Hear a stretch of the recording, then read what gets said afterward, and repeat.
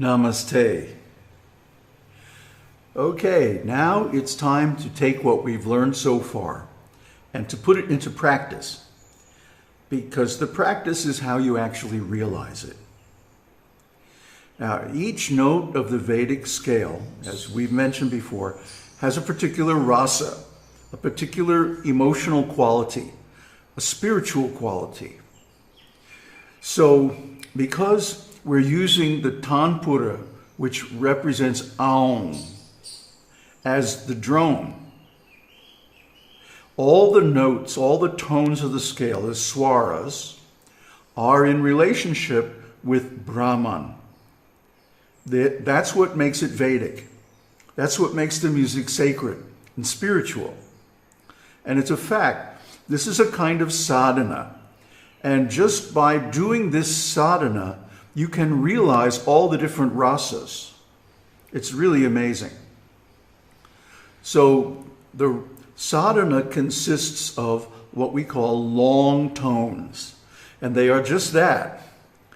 Just taking each one of the swaras in sequence and then singing it as a long held out tone. Allow me to demonstrate.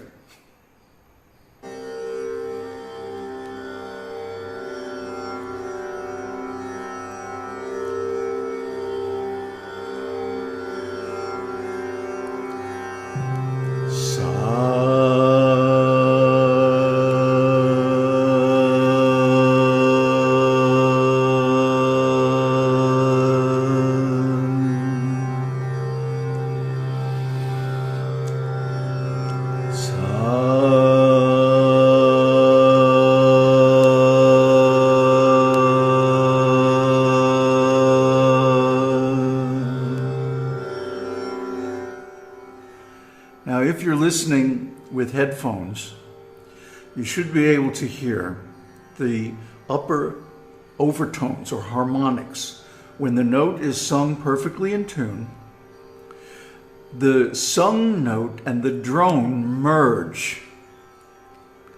And you get a phenomenon called sananana. Sananana means what we talked about last time, the sum and difference of the directly produced frequencies manifesting as enhanced harmonics or overtones. And you should hear them like jingling little notes, or maybe like the sounds in your inner ear. So let's listen to that again, and then I'll do sa-re-ga.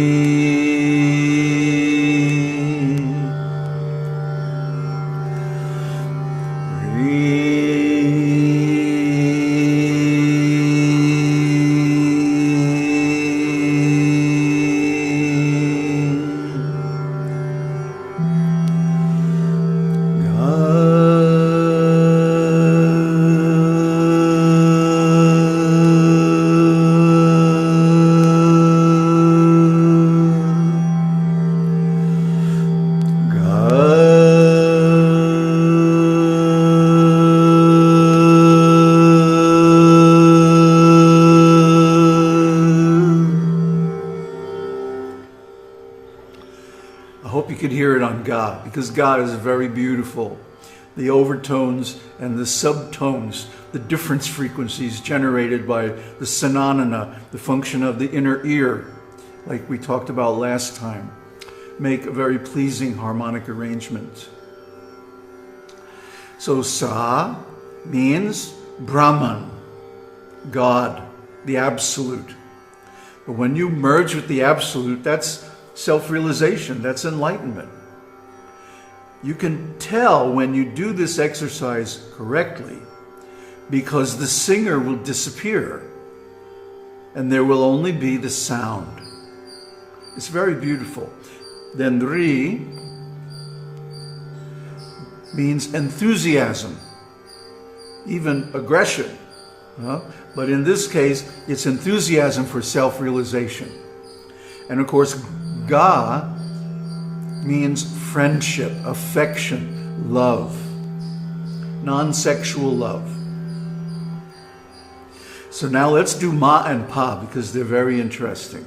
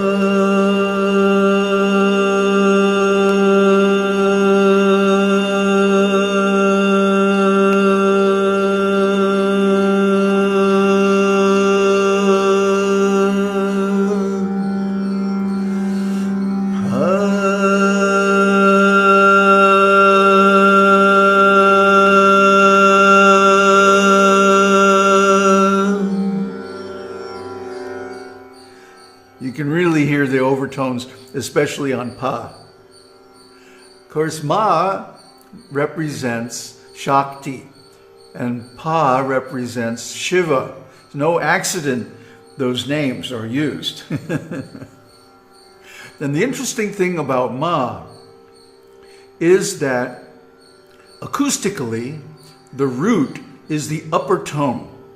Although we have the drone,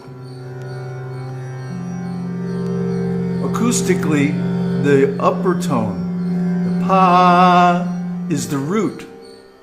In the same way, when we're in material manifestation, although Shiva or Brahman is actually the absolute, the Shakti appears to be dominant. And in music, this is called the subdominant. There's a good reason for that. Saguna Brahman, Shakti, is the subdominant, and the dominant is Shiva, Pa.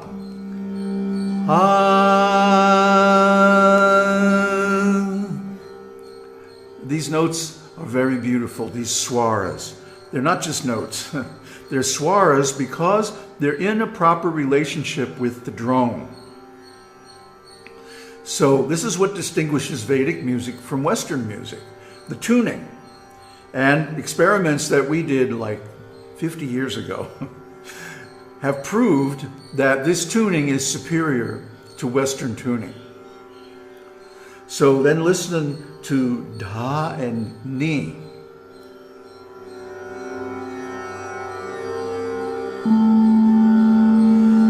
Da.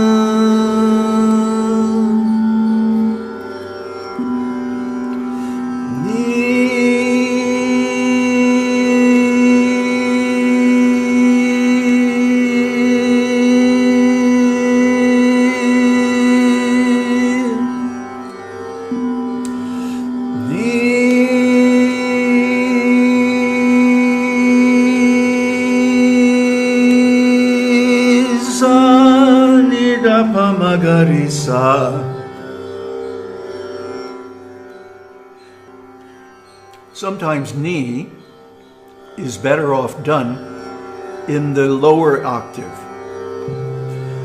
Sa, Ni.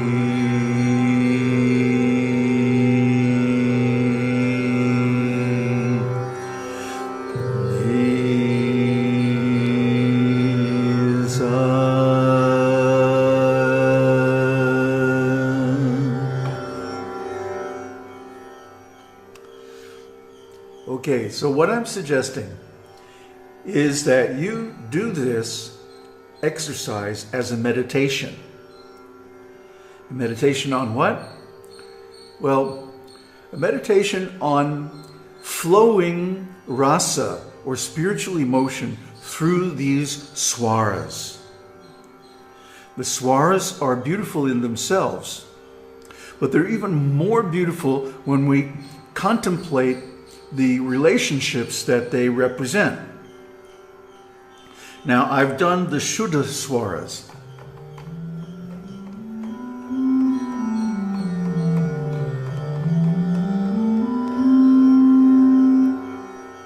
But these are the major scale.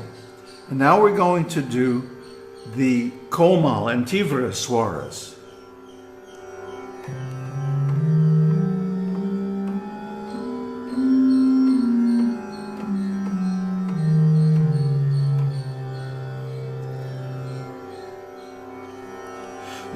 Again, begin with Sa.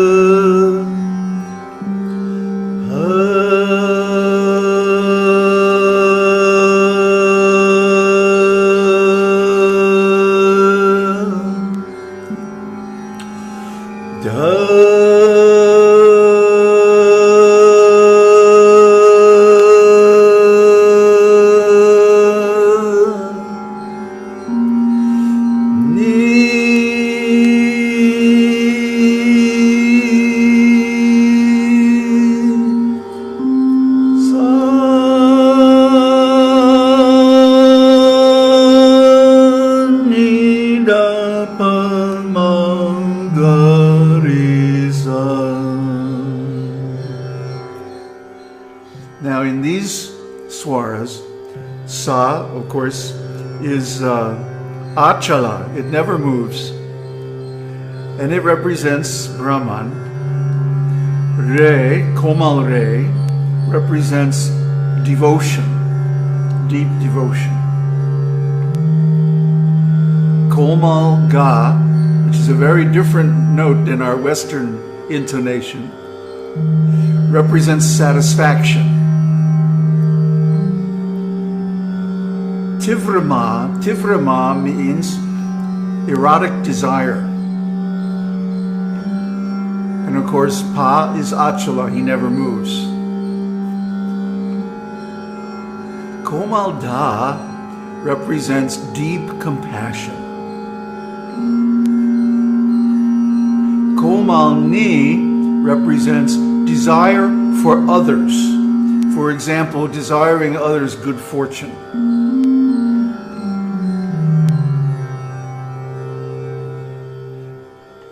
So, these beautiful tones are for you to practice and meditate on. Sing them over and over again. And you'll find in the beginning it's very difficult to hold the voice steady. That's all right. This is a hard exercise. It's much easier to just sing a tune, but to hold the voice steady for a long time is quite difficult. So this will make you very strong by doing this exercise. And will also deepen your consciousness. You'll find that your consciousness changes when you get the note in tune. I had one student, this is a long time ago, like 12 years ago. And we had an ashram at that time near Lake Catemaco in Mexico. And he didn't believe me, you know. Then why are you singing these tunes all the time, you know? And I told him, you try it. when you get the sa, just try the sa, huh? When you get it, your consciousness will change and you can feel it. So he tried. It took him about a half an hour. Sa, sa, you know. But then he finally got it after half an hour. And he came to me and his eyes were really big. He said, I think I'm tripping.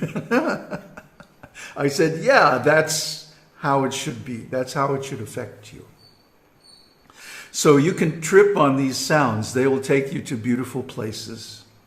And I'm going to publish 2 videos after this. It'll be part 5A and part 5B.